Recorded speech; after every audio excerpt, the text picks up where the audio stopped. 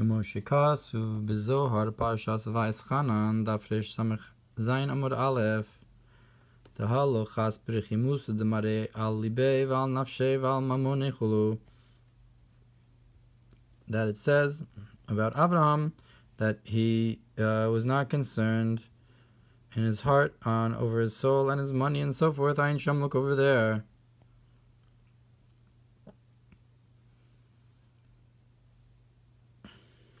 Inyan, but the concept is the bechinas chesed the Avraham hu nimshach mema shekasu beAvraham vanochi afar va'efer, that the concept of Avraham's kindness is drawn from this, that he said, I am dust and ashes, shaya be'atzmu afar va'efer mamosh, that he in front of himself was like dust and ashes, mamosh truly, well derech shamru razal be'peirush l'she'eris nachalaso, it's like our sages said in explanation of to the remnant of his inheritance.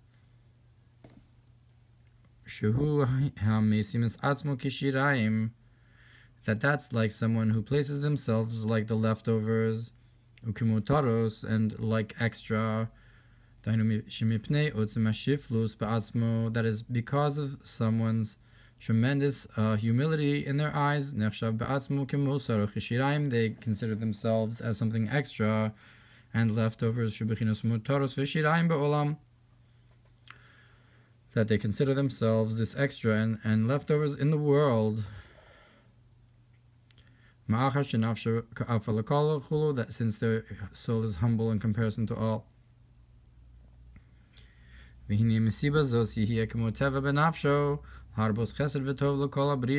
if that's what a person feels, it'll be like natural in their soul to add more kindness and good to all the creations, and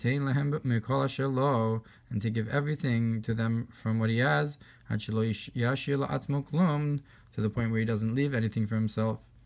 Like Avraham Avinu did, that he gave to all the creations from all his wealth, without any measure or a boundary at all, and to the point where he didn't leave anything for himself, because he was very lowly in his eyes, like extra or the leftovers, like dust and ashes, in comparison to the rest of the world.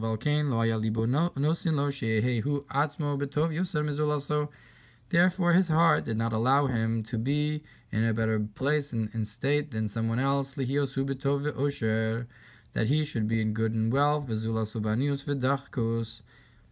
and the other person should be impoverished and in a difficult place.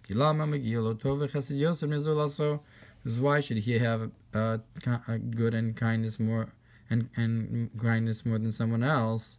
Since he himself was very humble and lowly, in a concept of extra and the leftovers.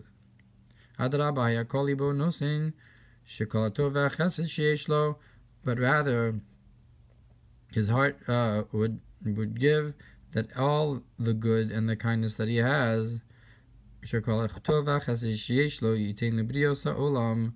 give to the creations in the world, that he considered much more important than him, and he would be sustained by what's left over and the extra. That would be left over afterwards, since in his soul he was like dust and ashes, in comparison to all the creations in the world, and truly like leftovers in the world. If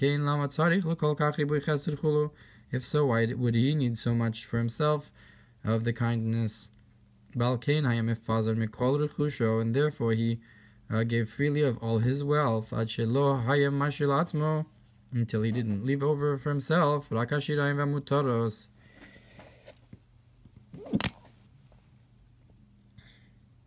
only the leftovers and the extra, since he considered himself like the leftovers. And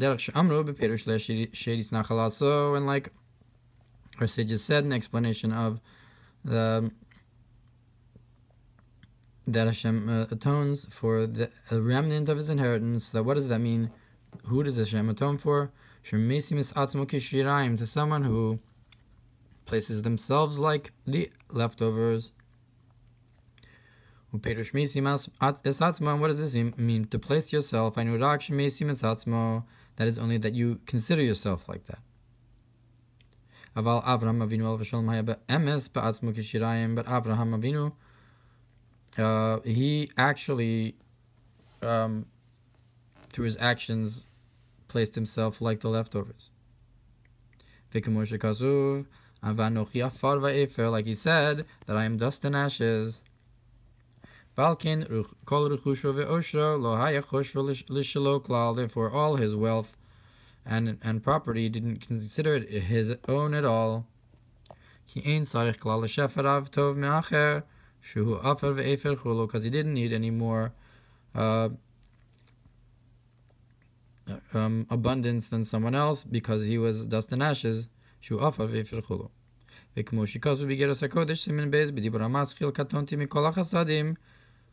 And like it's brought in Tanya, and where it says that he said that I was smaller than all the kindness, or I became small from all the kindnesses. And therefore he was a chariot for the attribute of kindness of Atzilus, which is called the kindness of Shema. That is to say, Ma is the concept of nullification. That the attributes are nullified to the infinite light. And Ma is the concept of parts of Zav Atzilus, which is where the concept of Chesed. So it's the Chesed of Atzilus.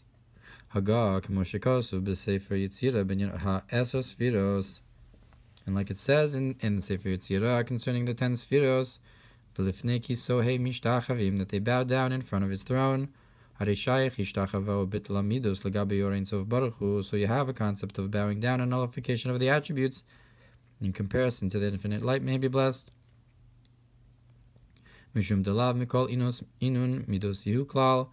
Because himself is beyond all description and attributes at all. So that's why the midos are bottled in comparison to him, even the midos of Atzilus. That chesed of Atzilus considers itself shirayim lagabi or insof baruch hu, so to speak. Because Hashem is without and beyond the attributes.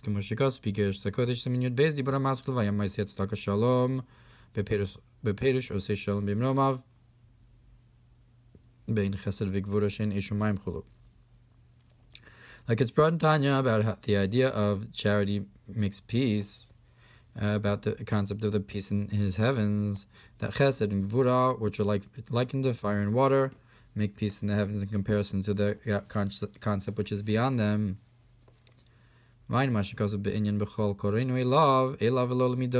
look what's brought about the idea, and all those who call to him and not to his attributes. But you have to cleave to his attributes as well to be like him. Because can a person cleave to the Shekhinah himself, so to speak? So adbek b'midosov.